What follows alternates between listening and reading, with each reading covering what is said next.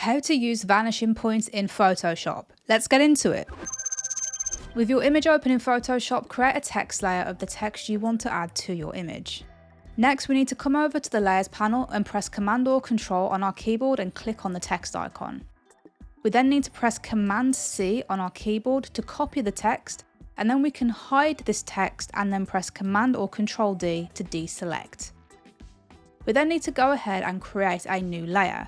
With that layer created, we then need to come up to Filter and come down to Vanishing Point.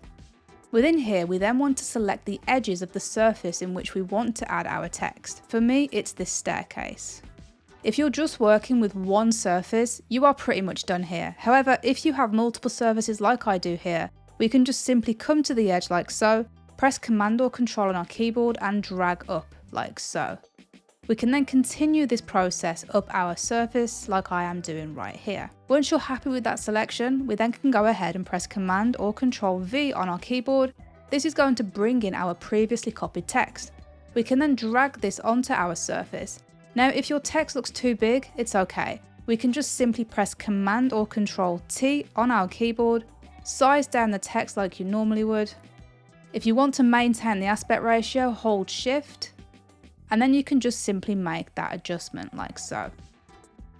Once you're happy with the adjustment, just press Enter on your keyboard, and then we can double click on this new layer that we just made. And then we need to press Option or Alt on our keyboard and click on these handles here to separate them. Next, we can start moving these handles along, and by doing so, we can see that it's making the text look as though it is part of the image.